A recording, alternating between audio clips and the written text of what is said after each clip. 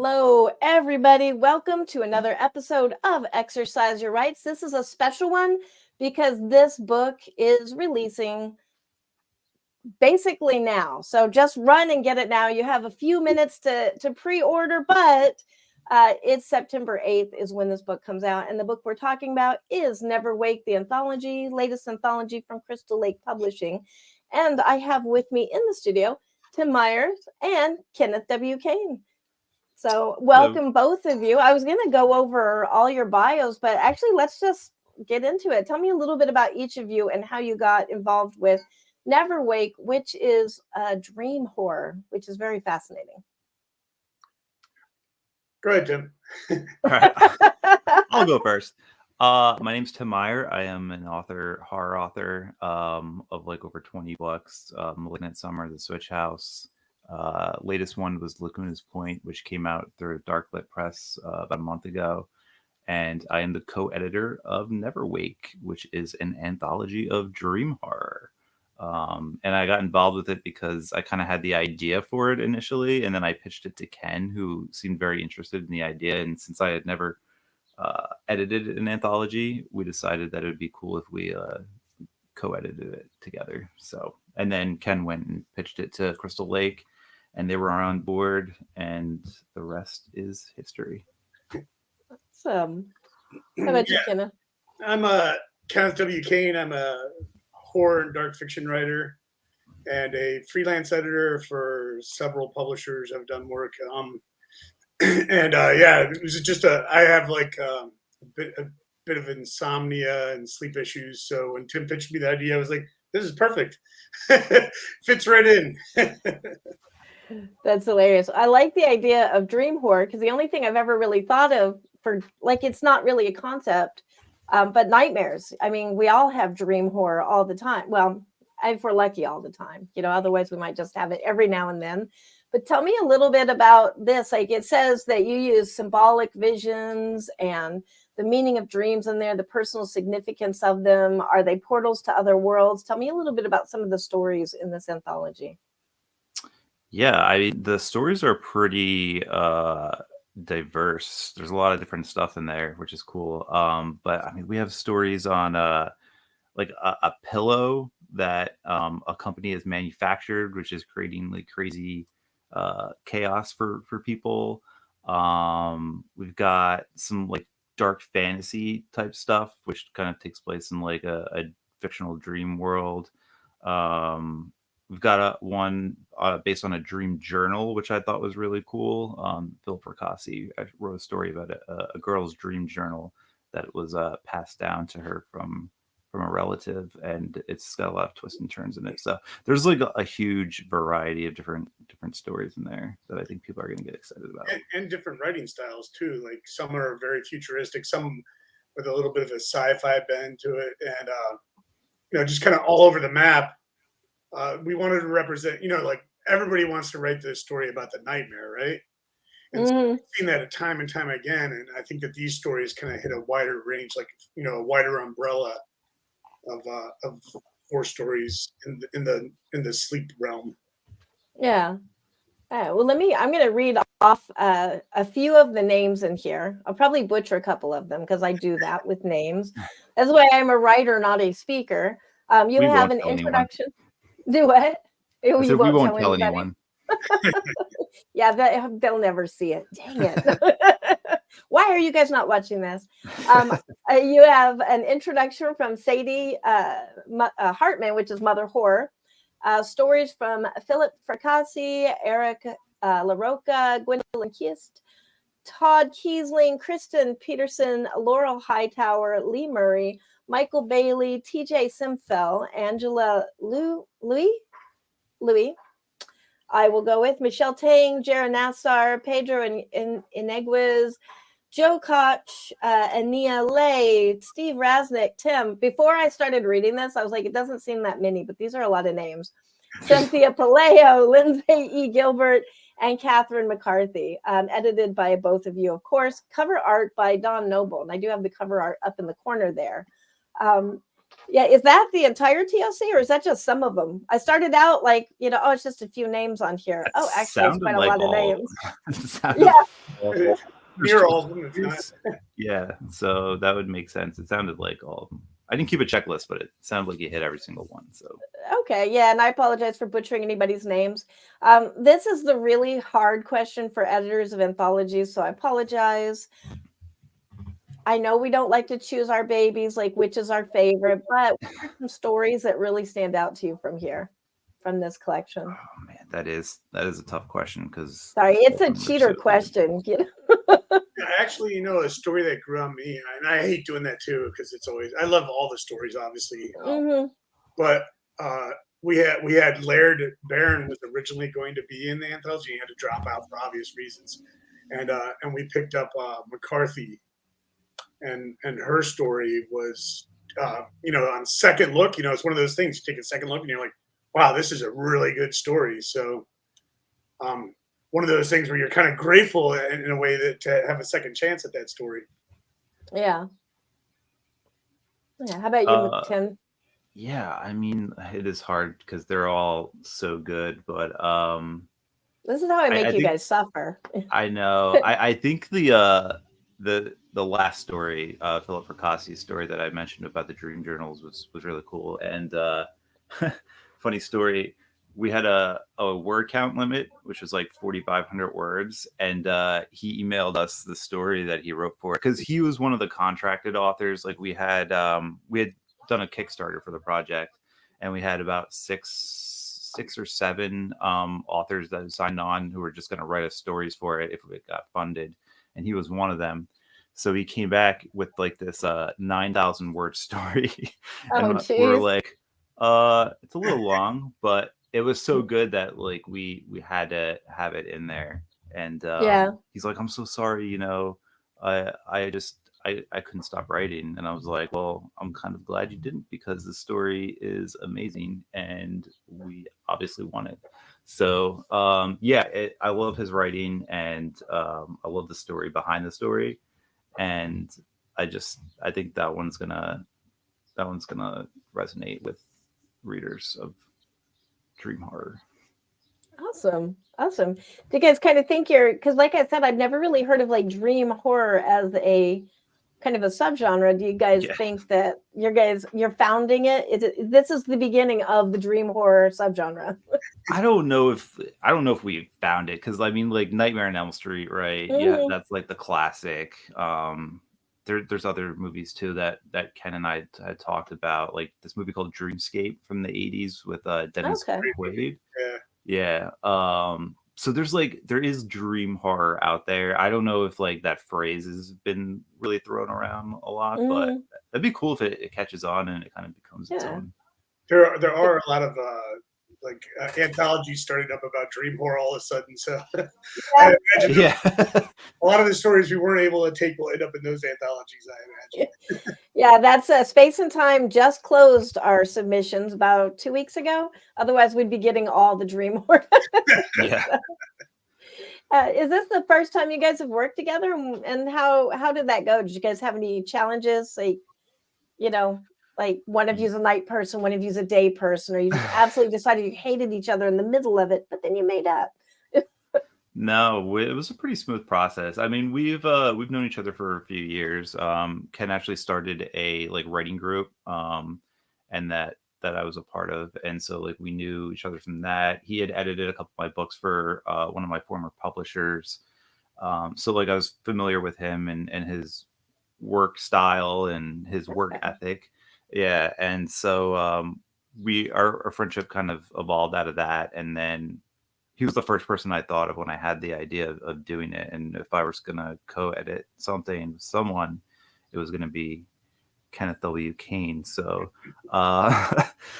that's kind of how it started. And like I said, the process was pretty smooth. Again, because Ken is so organized and he's done it before, he made the process a lot easier. Like if it was just me doing it by myself, it would have been absolute chaos, and I probably would have given up at some point. But Ken made it like really easy, and I was surprised how smooth everything went, because it is like a daunting task to edit an anthology, and It is.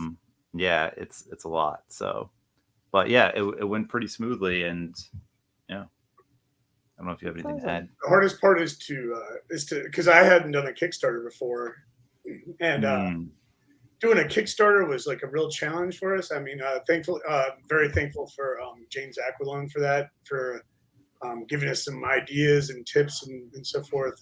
He's great with that, and a great editor as well.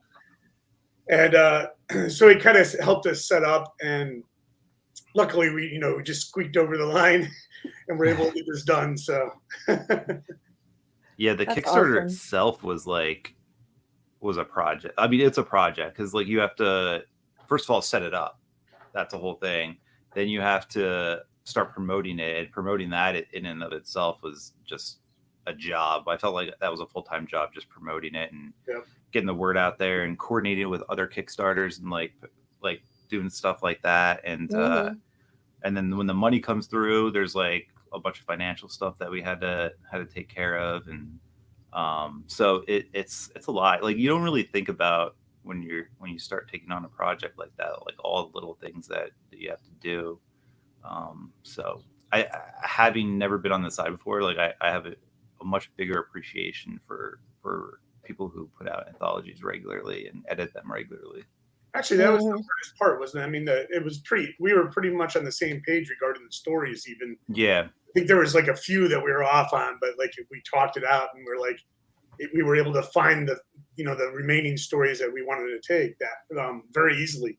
Packaging everything up and shipping it, that was all easy, but that Kickstarter was a daunting task. And yeah, I thought shipping all the Kickstarter books was going to be a nightmare, but they made it pretty easy how to organize everything, so it actually wasn't too bad.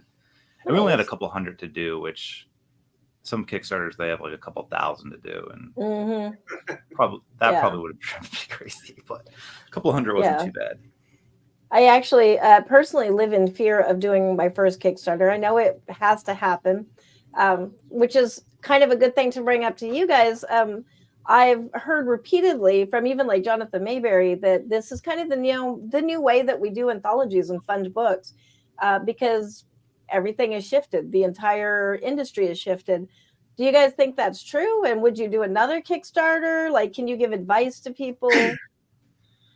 Yeah, I do think it's a cool way of funding these projects, because I mean, especially with anthologies, I know from short story collections versus novels, like they don't sell as well. So short stories are a bit of a harder sell. So I think getting them funded, it's a better way to do it than just laying out all the money beforehand. I mean, and like for us, we did it almost like as a pre-sale. So it wasn't like we were asking for people to donate. I think that's like a common misconception that people have with Kickstarters, is that like, oh, you're just asking for money so you could fund your project. But it really wasn't. We were just pre-selling the book and using that money to pay for the stories that we wanted to have in there. So really, I think it's a really good way to get them funded. As far as like advice, it's just do the research, the Kickstarter research going forward, before you go forward.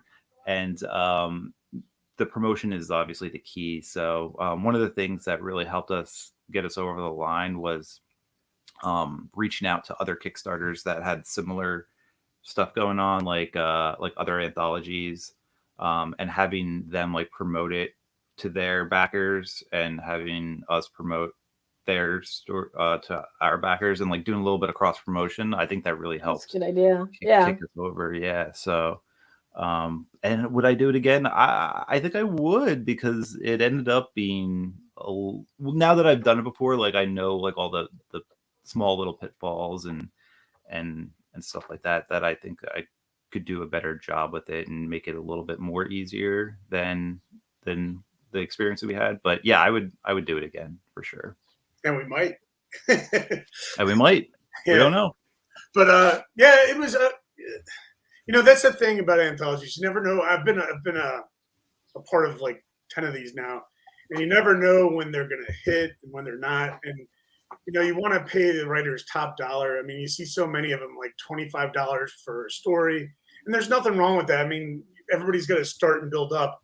But I want to pay writers top dollar, and Tim did too. And so that was our main thing, is wanting to pay everybody the right amount of money. And you don't just have that money sitting around in your pocket usually, especially nowadays, right? So I think that this has kind of become the new way of doing things, and it's not the best way. And hopefully, you get funded enough through a Kickstarter that you could do multiple projects. Ideally, kind of start a little bank account that you can constantly hit on. And some anthologies make the money back, some don't. It's a labor of love more than anything, right? Well, I think that's writing and publishing in general, right? Yeah, exactly. I mean, you may hit it big, but most of us are just like, we're just doing it because we love it. Yeah, it's true. So, well, what was like a particular challenge with this entire process? I mean, Kickstarter aside, or something from the Kickstarter, but like, say, organizing the writers, or any particular thing that you kind of have a heads up now, where you said you may do it again. I'm going to say if you do it again, or when you do it again. I think knowing how much to set that initial Kickstarter for, like, I'm kind of into like numbers a little bit. So I was like working these numbers and running by Tim and going, do you think this is enough? And, I had a general idea, because I've been a part of so many different anthologies, that I had a general idea what, one cost versus another. And we were aiming for somewhere in between the numbers that I had. But we didn't want to like undersell ourselves and then have a lot of out-of-pocket costs. And we didn't want to undersell ourselves and have a lot of extra, I mean, that's always nice and everything, but we didn't want to, we didn't want that to happen. So we wanted to hit our number and get the book done as well as possible. Yeah, fabulous. How did the cover art? Oh, go ahead. Oh, I was just going to agree with what Ken said. Yes, I agree. Yes. I concur. I'm interested in how you guys chose the cover art. I'm going to pop it back up. I know that's very small, but you can go over to the link in the description and actually go to See Never Wake on the Crystal Lake Publishing site, as well as pre-order and /buy. But tell me a little bit about the cover art by Don Noble. Did you guys commission him for this, or did he already have it? Did he paint it especially for this anthology? No, we actually reached out to him when we're starting to get the Kickstarter rolling. We wanted to have the cover image before we went in, because we thought that would be important to have like a visual display of what the product is going to look like at the end. And Don's done quite a few covers for me over the past few years, so I have a good relationship with him. And he had just done Storm Shadows for me, so I was familiar with him. Yeah, and he's just a super talented artist who does like a phenomenal job with cover art. And so he does specifically, I think he does really well with like the surreal kind of like trippy, dreamy stuff. And so like his style was just perfect for it. And I don't even think we gave him any ideas or anything. We're just like, this is the title, this is the description of the book, just go nuts. And like that's what he came up with. And like we had no changes. We're like, this is perfect. This is like, it kind of captures the the horror aspect, the dark fantasy aspect, like the trippy, surreal dreamscape aspect. So like it was perfect. And it really pops, like when you see it in person, it visually, the colors are just beautiful. So it stands out on a table. Yeah, that's one thing I noticed about it, is that surreal quality that you're talking about, because it's like you look at it and you can see skull, you can see flesh, many of the horror elements. There's like a feminine aspect to it, because it looks like it's a woman's face kind of, but maybe turning into bat wings, but not so surreal. It's like it's almost reminds me of one of those the ink blots. It kind of evolves as you're looking at it. Exactly. Like a Rorschach. Rorschach. Thank you. I wanted to say Escher, but I was like, that's no, not him, but the other guy that doesn't do anything like that. But he did a good job on it, and he really did. That cover, they just love it, and that's what you want. I mean, that's one of the most important things about a book, right? It's having that cover that pops. Yeah. For sure. Which can be a challenge with horror books because we tend to be dark. You want it dark. That's our aesthetic. But dark doesn't show up as well. So he really did, with the pops of the red and purple and a little bit of white, he really caught those elements. Yeah, I love it. Yeah, such a fabulous cover. Tell me a little bit about you guys as writers and publishers. Well, I mean, I guess editors right now. Tell me a little bit about what you guys do personally. Go ahead. Oh, you want me to go? You go. We'll flip a coin. I need a coffee break. I think I probably edit more than anything now. So I'm always trying to find time to do my own writing. I just came out with my 5th short story collection, Hell, Delaware. Last year, I came out with a novel and a novella. Storm Shadows was the novella through Journals Trepidatio, I think they call it. I forget the exact name of it. But one of the Journal Stones imprints. And From Death Reborn, republished with Crossroads. So, yeah, I'm always trying to find time for my own writing. I love writing, but I also love editing. I love paying the bills. So that's also an important part of it. But yeah, I mean, there's something so rewarding about helping a writer tweak a story to make it, just that much better, or to edit a novel and to really get it, to take a good novel and make it just a little bit better, just always something so rewarding about it. Fabulous. How about you, Tim? Yeah, so I started out self-publishing in like 2013, and then eventually I started publishing novels with small presses, and that's primarily what I do now, is just write novels and novellas for the small press. Yeah, just came out with a new novel last month called Lacuna's Point. Have a novella coming out today through Ghoulish Books called Rainbow Filth.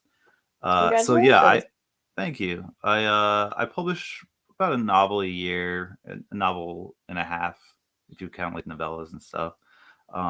So yeah, I love it, and one of the reasons why I probably won't edit too much is because I don't want Ken's problem where he has like no time for writing. Because I do love it, and I have so many stories that I want to tell personally.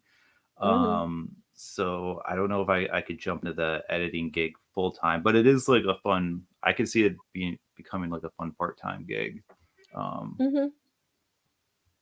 It is super addicting, right? I mean, like, yeah, somebody else's world and playing it. It's kind of like, it's like a sleepover party. Yeah. I think my favorite part of the process was just like reading all the stories, and we got so many quality stories too, and just like kind of choosing our favorites and the ones that would make really good, and then sending out the acceptances for them and like having writers just be, because from the other side of it, it is such an exciting thing to have happen to you. Somebody like wants to buy a story from you, especially when they're paying like a pro rate for horror. So it was cool to be on the other end of that and like send out those emails and have people get excited about it. And it's hard too, because you could always make so many. Like, you have so many good stories. You can make multiple anthologies that would be really good. But you always have a budget that you're working with, and sometimes it's less, sometimes it's more. Whatever the case, you're working in a budget, and you can only take so many stories. So you have to get rid of a lot of stories that you really love. And that could be really frustrating. And I'm sure those people don't like to get rejections, but really, it's not really like, as Sadie Hartmann once said, it's not really a rejection. It's just like a not for this one. And that's all there is to it. Yeah, because there's more good stories than there is paper. Yeah, exactly. Yeah, that's true. And yeah, like not just like budget, but also just to have a good variety. Like if we had gotten 10 really good stories about a dream journal, like you can't have an entire anthology about dream journals. People would get bored of it. So like you had to like sift through like a bunch of good stories that had like similar themes and just similar premises. that we had to reject too. So yeah, sometimes it's not even about the quality of the story at all. It's just other factors that go into it. And we even went over our budget. We took a couple extra stories, just because we couldn't pass on them, you know. So yeah, and I feel like the budget is a guideline. Yeah. Well, the Kickstarter did run over a little bit, so we ended up taking we got Laurel and Todd in there. They were like kind of like bonus stories for us. So, but yeah, like, oh man, I wish we could have.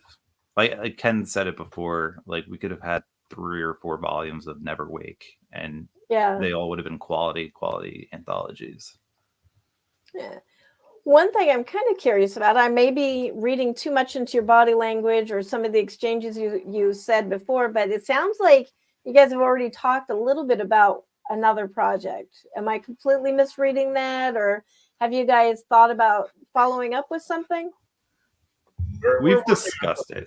Yeah, we've discussed it. Nothing's concrete yet, but it is, I think, something we're looking to explore possibly in the near future. Just it's there's just so much behind the scenes stuff that goes into these types of projects that you really want to make sure you have all your I's dotted and T's crossed before you. Yeah.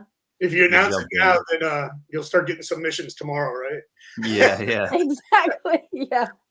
So yeah, and especially since you have to celebrate this one coming out, right? Let this one sit. This is like brand spanking new.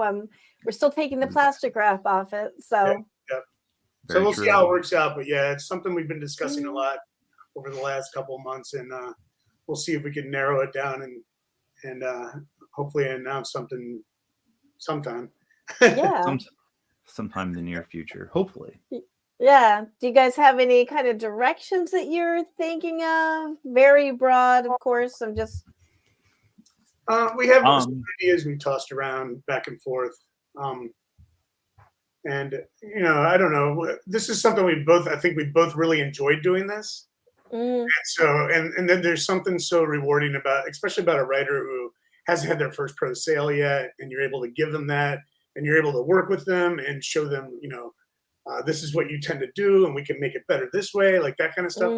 All like part of this this feeling that you get when you're done. You know, that is just really more about, you know, I love this book, and less about, you know, money and publishing. It makes you want to do it again. It's such a rewarding experience that you want to do it again and again. So yeah, I think Tim got a little taste of that bug. Yeah, a little bit. Yeah, it was a fun experience, man. I had just a blast doing it, and you know, it sounds like it's can be stressful. I can see how people could get stressed out doing it, but I think because we were so organized and it was just kind of like a smooth process, I thought. So, but yeah, I got a taste of it. I would like to do it again, so hopefully we can make it work. We don't have like any specifics planned out yet, but we're just considering all things right now. Yeah, everything's on the table. That's awesome. I kind of want to know a little bit about each of you personally, like how you got started in writing. I mean, you guys seem to like have come from different directions with this. Where did you start originally? Have you always written, and why horror? What attracted you to horror? Yeah, I mean, for me, I've always been writing since I was like, I don't know, in the 3rd, 4th grade. I got into like the Goosebumps books really early on, and so like that was like once I started getting into those, I was like, I want to be a writer. I want to do this. So that was also kind of my gateway into horror. And I've always found the genre fascinating, and you can do so much with it. And it's just fun. And so I started writing like my first book, got serious about writing my first book in like 2007. And it took me like 5 years to write it. I had entered it in, I think Journal Stone was running a contest, like a novel writing contest in 2012, 2011, somewhere around there. And I had submitted it to that, and it placed in the top 10 Nice. Yeah, which was pretty exciting at the time, and like it kind of gave me some confidence. Like, hey, maybe I have something with this. So after that, I just kind of got the bug and kept writing, and I chose to self-publish early on. Learned a bunch of stuff about publishing, the business side of it, and also the writing side of it. And eventually I just started submitting to small press publishers, and then I just kind of never looked back from there. I also written a bunch of short stories and been published in various anthologies. So that was kind of my career trajectory. For me, I've always been a writer, but never really got into the horror scene. I mean, when I was a kid, I read like Encyclopedia Brown and the Jack London books and stuff like that. But I never really got into horror until I was older. I was working at Pepperidge Farm and working the graveyard shift, and I had a lot of time off, and so I started reading Stephen King's It, and so that was like the book that kind of turned me on to horror. So I studied writing and at college and everything, and dissecting stories. I give a lot of credit to my dad, because my dad was one of the fathers who would redline everything you wrote and say, go write it again. And then when you had something, he'd be like, look it up. So I think that's kind of like where my editing background kind of started. But I started writing because I was facing a layoff and I knew it was coming, and I had to find something. I was going to be a stay-at-home dad, and I wanted to contribute somehow to our finances and still be productive instead of just lying around all day.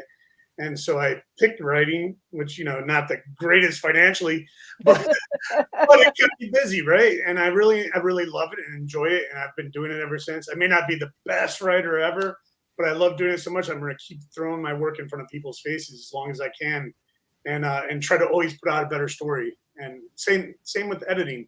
It's the same kind of thought process. Always wanting to create a better story. Yeah. I want the story that nobody can deny is good, right? They have to be like, this is the greatest story ever. But, it's not my own. Yeah, that's awesome. That's awesome. How about Sadie Hartmann? How did you come to choose her for the forward, or did you have to chase her down, or was she like part of it, like knocking on the door? I've known Sadie for a while, for a few years. She's been a fan of my other work, so I just kind of asked her, and she was like, "Yeah, sure, I'm down for it."